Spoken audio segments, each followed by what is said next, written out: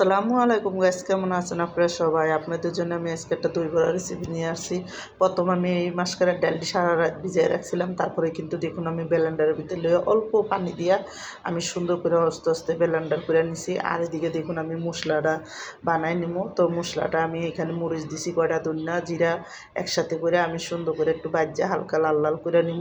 আর যখন ভালো করে ভাজাটা হয়ে যাব তারপরে কিন্তু একটা সাইডে রেখে এখানে দেখুন আমি পুদিনা পাতা ধনিয়া পাতা কাঁচামরিচ রসুন একসাথে আমি সুন্দর করে ব্লেন্ডার করে নিব। তো আমি এখানে ব্লেন্ডার করে তারপরে এটা একটু সাইক্কা নিচ্ছি মশলাটা। আর মশলাটা সাইক্কা এদিকে দেখুন আমি এই ডালটার মধ্যে একটু স্বাদ মতো লবণ দিচ্ছি আর অল্প একটু মরিচের আর পুদিনা পাতার পেস্ট দিয়ে দিছি, খাইতে মজা লাগবে এই জন্য। দিয়ে ভালো করে হাত দিয়ে ফেটটা নিব। আর ফেটটা আমি দেখুন যখন সুন্দর করে ফেটা হয়ে যাবো গা একটা পানির ভিতরে নিলে যাতে পানিটার ভিতরে উপরে বাইসা থাকে তাহলে বুঝবেন এটা হয়ে গেছে।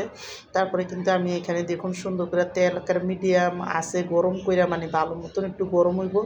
আর আমি সুন্দর মতন আস্তে আস্তে চুলার আঁচটা মিডিয়ামে রাখা, কমায়ও না আবার বেশি বাড়ায়ও না, মিডিয়ামে রাখা তারপরে কিন্তু আমি সুন্দর মতন গোল গোল করে এখানে দিয়ে দেবো এটি।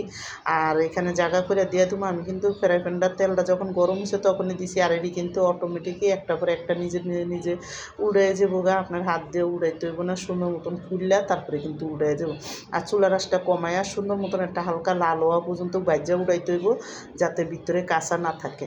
তো আমার এদিকে দেখুন সুন্দর করে এটি যখন ভাজা হয়ে গেছে তারপরে কিন্তু আমি একটা করে সুন্দর মতন একটা জালির ভিতরে রাখতেছি যাতে তেলটা জায়গা পুরা জায়গা নিচে, এই জন্য রাইখা সুন্দর করে আমি বাদ বাইটা দিয়ে দিছি। এইখানে দেখুন আমি হালকা কুসুম পানি নিছি, এই পানির মধ্যে আমি স্বাদ মতো লবণ দিয়ে দিলাম, লবণ দিয়া তারপরে কিন্তু আমি দই বড়াটি সব বানাইয়া তারপরে এখানে ভিজাই দিব।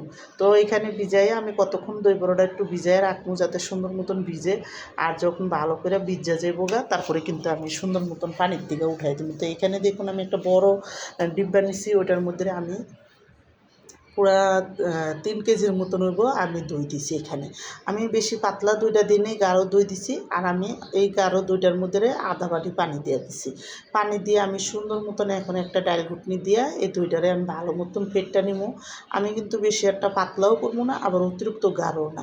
তো কইরা আমি এখানে আধা কাপ আমি এখানে চিনি দিয়ে দিলাম। আর যেই আমি মশলাটা ব্লেন্ডার করছিলাম পুদিনা পাতা কাঁচামরিচ রসুন ওই ব্লেন্ডারের মশলাটা দিয়ে দিছি। আর আমি যে মশলাটা ফাঁকি করছি ওই মশলাটা দিয়ে দিছি।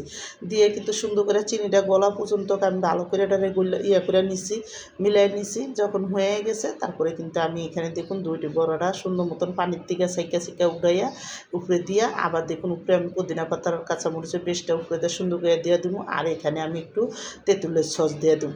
তো আমার এই দই বড়ার রেসিপিটা যাদের পছন্দ তারা লাইক সাবস্ক্রাইব দিন, প্লিজ আমার ভিডিও বেশি বেশি শেয়ার করে দিন আর সাবস্ক্রাইব করে